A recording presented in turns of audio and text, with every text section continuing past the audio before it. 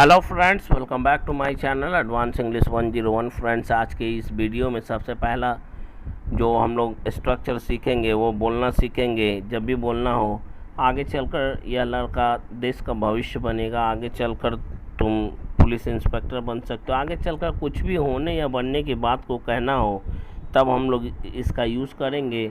इन future और in coming time का हम लोग यूज़ करेंगे, जिसका मतलब होता है आने वाला कल या आने वाला भविष्य यानी कल। सेंटेंस बनाने के लिए स्ट्रक्चर बहुत ही आसान है। इन कमिंग टाइम या इन फ्यूचर का यूज़ करेंगे, उसके बाद हम पूरे अपने सेंटेंस को रखेंगे। जैसे आगे चलकर हमारे बच्चे हमारे देश का भविष्य बनेंगे, तो हम लोग कहेंगे in coming future our children will be the future of our country. Next sentence है हमारा, आगे चलकर या आने वाले समय में हमें बहुत सारी कठिनाइयों का सामना करना पड़ सकता है। इसके लिए हम लोग कहेंगे इन फ्यूचर और in coming time we may have to face lots of difficulties. या हम लोग यूँ कहें, आने वाले दिनों में हमें बहुत सारी कठिनाइयों का सामना करना पड़ सकता है। तो स्ट्रक्चर सारा सेंटेंस हमारा सेम रहेगा, केवल इन कमिंग टाइम की जगह पे इन कमिंग डेज़ कर देंगे हम लोग। आने वाले समय में आगे चलकर हो सकता है कि आपसे मिलने के लिए मेरे पास टाइम ना हो। इन कमिंग टाइम और future it may be that I may not have time to meet you. Next हमारा स्ट्रक्चर है, दूसरा स्ट्रक्चर है विल नॉट वर्क और हेल्प। जब भी कहना हो कि रोने से काम नहीं चलेगा, हंसने से काम नहीं चलेगा, केवल हिंदी बोलने से काम नहीं चलेगा, इस तरह के सेंस में हम लोग विल नॉट वर्क और हेल्प का यूज़ करेंगे। और व्हाट इज़ देयर टू, इसी के साथ बताया जा रहा है एक और एडवांस स्ट्रक्चर प्लस वर्ब की फर्स्ट फॉर्म। देखते हैं पहला सेंटेंस, इसमें हंसने वाली क्या बात है। इसके लिए what is there to plus verb की फर्स्ट फॉर्म इसी में यूज़ होता है। जब भी बोलना हो करने वाली क्या बात है, रोने वाली क्या बात है, उसके लिए उस स्ट्रक्चर का यूज़ करते हैं। केवल हंसने से यहाँ काम नहीं चलेगा, यहाँ आपको अपनी हुनर या कुशलता का प्रदर्शन करना ही पड़ेगा। तो हम लोग कहेंगे what is there to laugh. यहाँ हंसने से इसमें हंसने वाली क्या बात है, what is there to laugh. Only laughing will not help or work here, you will have got to show your talent here. यहाँ उससे बहस करने वाली क्या बात है, अगर सच में तुम्हारे पास इस काम को सही ढंग से करने का हुनर है तो इसे करके दिखाओ, क्योंकि यहाँ केवल बहस करने से काम नहीं चलेगा। प्रैक्टिस करेंगे जम के, तो हम लोग कहेंगे what is there to argue with him here if really you have a skill और talent to do this work properly, then show by doing it. तो इसे करके दिखाओ। Because only arguing will not help, क्योंकि केवल बहस करने से काम नहीं चलेगा। Only arguing will not work here. इसमें गुस्से से आग बबूला होने वाली कौन सी बात है, तो इसके लिए हम लोग कहेंगे what is there to boil over with rage. तुम यहाँ काम करने आए हो, अगर तुम इसी तरह से काम से जी चोरी करते रहोगे तो ऐसा यहाँ नहीं चलेगा। तो तुम्हारे लिए बेहतर होगा कि तुम सुधर जाओ। इसके लिए हम लोग कहेंगे you have come here to work. तुम यहाँ काम करने के लिए आए हो and you will keep shirking like this. और इस तरह से तुम जी चोरी करते रहोगे तो it will not work hair, यहाँ नहीं चलेगा। You had better mend your ways. बेहतर होगा कि तुम अपने तरीके को सुधारो या तुम सुधर जाओ। केवल बच्चों को रुलाने से काम नहीं चलेगा। इसके लिए हम लोग कहेंगे just making kids cry will not help or work. ये कॉजेटिव सेंटेंस है, कॉजेटिव का सेंटेंस है जो मेक से बनेगा।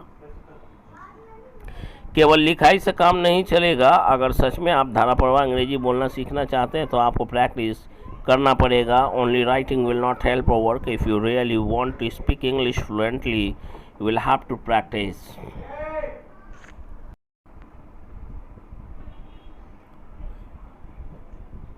Only writing will not help or work. केवल लिखाई से काम नहीं चलेगा। If you really want to speak English fluently, अगर वास्तव में सच में आप धाराप्रवाह अंग्रेजी बोलना चाहते हैं तो के लिए कॉमा यहाँ पे लगा है। You will have to practise, आपको प्रैक्टिस करना पड़ेगा। बोलना हो आपको प्रैक्टिस करना ही पड़ेगा, तब आप कहेंगे you will have got to practise. Got to का मतलब जब गॉट लग जाएगा, गॉट टू प्लस वर्ब की फर्स्ट फॉर्म, तो वह कहने का मतलब ये है कि वो सेंटेंस पे, उस बात पे जोर दे के आदमी बोलेगा। जैसे आपको सीखना ही पड़ेगा, you will have got to learn. केवल हिंदी बोलने से काम नहीं चलेगा। एक सरकारी अधिकारी बनने के बाद आपको न्यूज़ रिपोर्टरों के सामने अंग्रेज़ी भी बोलनी पड़ेगी। Only speaking Hindi will not work, you will also have to speak in English in front of news reporters after becoming a government officer. Don't try to become a rattling parrot, okay. रट्टू तोता बनने की कोशिश मत करें, कभी नहीं करें। आप जो कुछ भी हासिल करना चाहते हैं, मेहनत करके हासिल करें। Whatever you want to achieve, try to achieve all that things by your hard work. Second है एक्ट प्राइसी, जिसका मतलब होता है भाव खाना, और उसके बाद है एक्ट सो प्राइसी, बहुत ज़्यादा भाव खाना, बहुत भाव खाना। पहला सेंटेंस है, अगर वह भाव खाता है तो उसे भाव खाने दो, तुम्हें क्या। If he acts pricey let him act pricey, what to you. हमारा नेक्स्ट सेंटेंस है, अब तुम भाव खा रहे हो, now you are acting pricey. Now you are acting pricey, अब तुम भाव खा रहे हो, now you are acting pricey. ज़्यादा भाव मत खाओ, डोंट एक्ट सो प्राइसी, ज़्यादा भाव मत खाओ। वह भाव खा रही थी, she was acting pricey, she was acting pricey.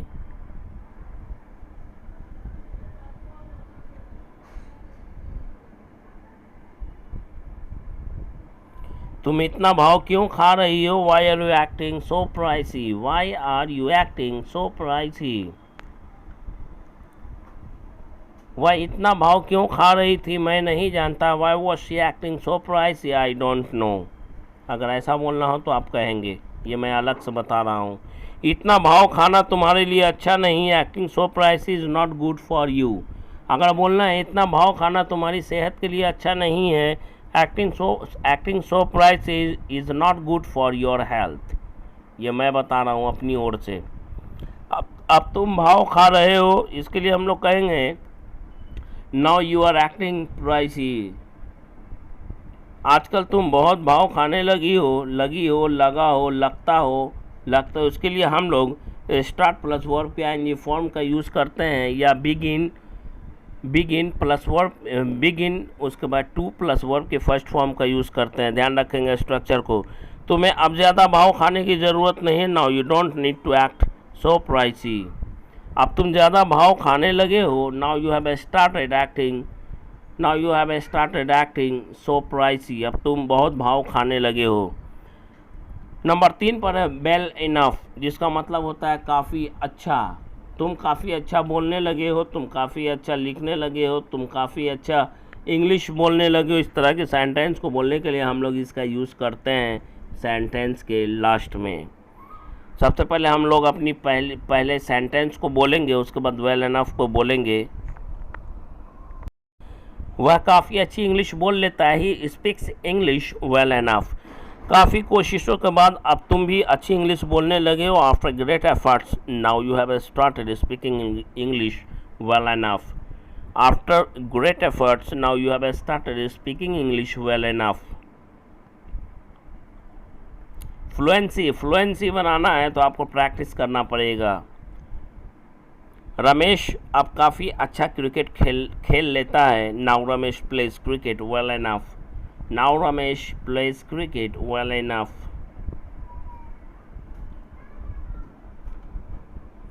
हमारे पड़ोसी के बच्चे काफ़ी अच्छी बातें कर लेते हैं। हमारे, आपके, तुम्हारे कुछ भी हो, तो हमारे पड़ोसी है तो यहाँ पे आप कहेंगे our neighbours kids talk well enough. Radha एक मोबाइल शॉप में काम करती है, Radha works in a mobile shop because, क्योंकि उसे काफ़ी अच्छे से मालूम है कि ग्राहकों को कैसे पटाया जाता है या कन्विंस किया जाता है। because she knows how to convince customers well enough. मैं बस इतना ही कह सकता हूँ कि आप ऐसा ना करें। मैं बस इतना ही कह सकता हूँ कि आज के बाद आप इस काम को दोबारा ना करें। इस तरह के सेंटेंस को बोलने के लिए आप यूज़ करेंगे all I can say that का, all I can say is that का यूज़ करेंगे। मैं बस इतना ही कह सकता हूँ कि तुम लोगों को सही समय का इंतज़ार करना चाहिए, जल्दीबाजी में कहीं ऐसा ना हो कि काम बिगड़ जाए। तो इसके लिए हम लोग कहेंगे all I can say is that you should wait for the right time, otherwise the work get spoiled in a hurry. In a hurry का मतलब होता है जल्दीबाजी में या जल्दी में। गेट स्पॉइल्ड का मतलब होता है बर्बाद हो जाना, ख़राब हो जाना, बिगड़ जाना। बस इतना ही कह सकता हूँ कि तुम्हारे भाई ने अगर चोरी की है तो उसे सज़ा भी ज़रूर मिलनी चाहिए। तो इसके लिए हम लोग कहेंगे all I can say is that if your brother has stolen then he must be punished. Then he must be punished का मतलब है कि ये पैसिव का सेंटेंस है और इसका मतलब ये हुआ कि तो उसे सज़ा ज़रूर मिलनी चाहिए। मैं बस इतना ही कह सकता हूँ कि आप लोग हर छोटी मोटी बात पर झगड़ा ना करें। इसके लिए हम लोग कहेंगे all I can say is that you don't quarrel on every पेटी और ट्रिवियल मैटर। पेटी और ट्रिवियल मैटर का मतलब होता है मामूली सी बात, छोटी मोटी बात। प्रैक्टिस कीजिए मेरे भाई, जितना समय आप देखते हैं उसके साथ साथ आप प्रैक्टिस भी करें। बेशक वो समय दूर नहीं कि आप धारा प्रवाह अंग्रेजी बोलना सीखेंगे। मैं बस इतना ही कह सकता हूँ कि इधर उधर बैठकर मैं एक शिक्षक होने के नाते बस इतना ही कहना चाहता हूँ कि अपने भविष्य को उज्जवल बनाने के लिए आपको दिन रात पूरे मन से पढ़ाई करनी चाहिए। तो हम लोग कहेंगे being a teacher all I can say is that you should study wholeheartedly round the clock to make your future bright.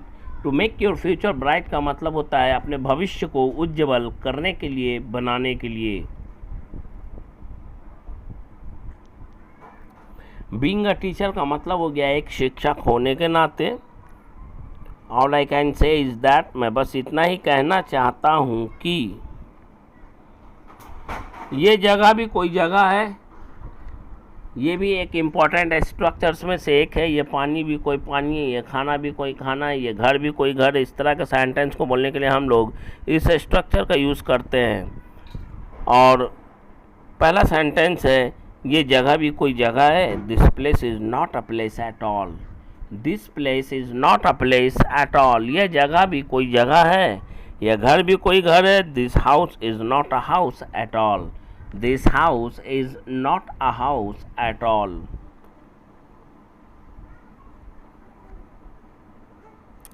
ये रिश्तेदार भी कोई रिश्तेदार है। These relatives are not relatives at all. These relatives are not relatives at all. ये रिश्तेदार भी कोई रिश्तेदार हैं। ये शहर भी कोई शहर है। This city or town is not a city or town at all. यह टीवी भी कोई टीवी है। This TV is not a TV at all. This TV is not a TV at all. Practice करेंगे, practice. Without practice you can not speak even a small sentence. So practice is most important for you. If you are a learner and want to speak fluently, you will have to practice more and more. तुम्हारा laptop भी कोई laptop था। Your laptop was not a laptop at all. Your laptop was not a laptop at all. तुम्हारा नया jacket भी कोई jacket है। Your new jacket is not a jacket at all. Your new jacket is not a jacket at all. तुम्हारा Samsung का mobile भी कोई mobile है। Your Samsung mobile is not a mobile at all. Your Samsung mobile is not a mobile at all.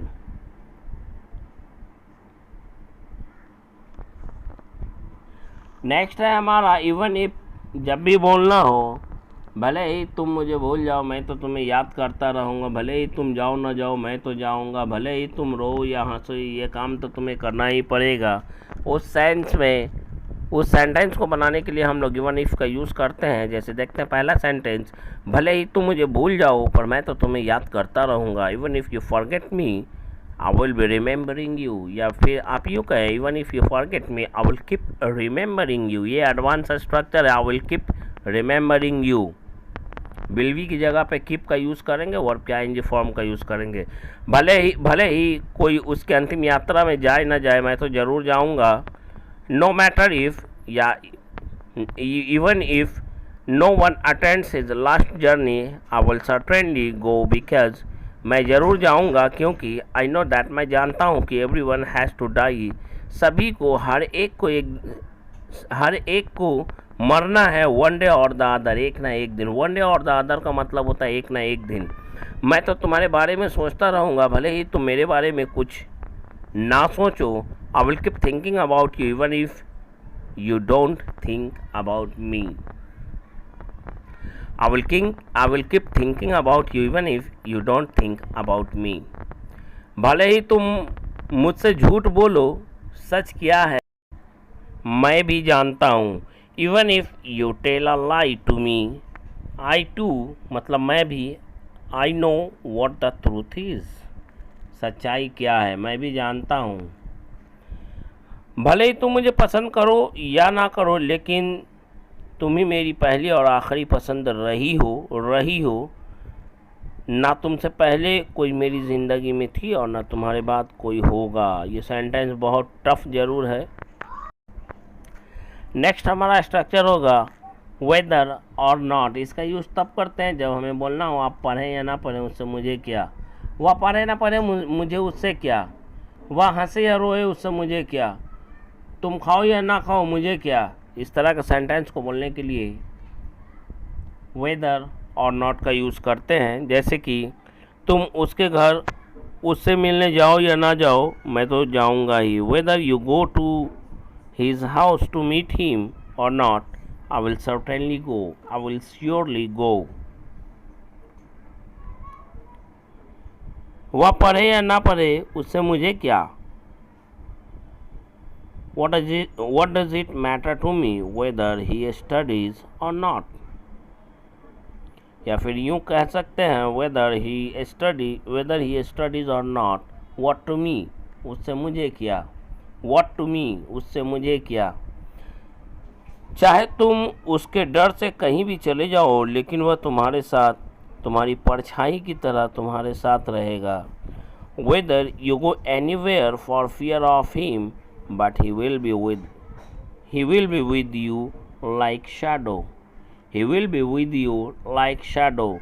लेकिन वह तुम्हारे साथ रहेगा परछाई की तरह। Whether you go anywhere for fear of him, तुम चाहे कहीं भी चले जाओ उसके डर से, but he will be with you, लेकिन वह तुम्हारे साथ रहेगा like shadow. चाहे वह पसंद करे या ना करे लेकिन मैंने तो उसे अपना जीवन साथी बनाने का संकल्प ले लिया है। टेक अ रिजोल्यूशन का मतलब होता है संकल्प लेना। Weather she likes me or not but I have taken a resolution to make her my life companion. Whether she likes me or not but I have taken a resolution to make her my life companion. Number 7 पे है for the last few days. जब भी बोलना हो पिछले कुछ दिनों से, इसके लिए हम लोग इसका यूज़ करेंगे for the last few days plus sentence. ये है हमारा कंप्लीट सेंटेंस का structure for the last few days. उसके बाद हम अपनी बात को बोलेंगे पिछले कुछ दिनों से मैं उसे जान रहा हूँ। For the last few days को आप शुरू में बोलें या लास्ट में बोलें। I have been knowing him for the last few days, या फिर यूँ बोले for the last few days I have been knowing him. पिछले कुछ दिनों से मैं अपने परिवार से दूर रहने लगा हूँ। For the last few days I have started living far from my family. For the last few days I have started living far from my family. For the last few days I have started living far from my family. पिछले कुछ दिनों से तुम मुझे जान रहे हो और अभी तुम्हें मेरे बारे में बहुत कुछ जानना बाकी है। You have been knowing me for the last few days and many more things are yet to be known. Many more things are yet to be known का मतलब है कि ये पैसिव का सेंटेंस है, जिसका मतलब होता है और बहुत कुछ जानना बाकी है। नेक्स्ट है हमारा what to me, what to you, what to him, what to her, what to them, जिसका मतलब होता है उससे मुझे क्या, उससे तुम्हें क्या, उससे उस लड़की के बारे में उसे क्या, या उससे उन्हें क्या। आज देखते हैं सेंटेंस। उससे उसे क्या, मैं कहीं भी किसी के साथ भी जाऊं। What to him, what does it matter to you, I go anywhere with whosoever. उसे क्या, मैं जीऊँ या मर जाऊँ। What to him whether I live or die, what to him whether I live or die.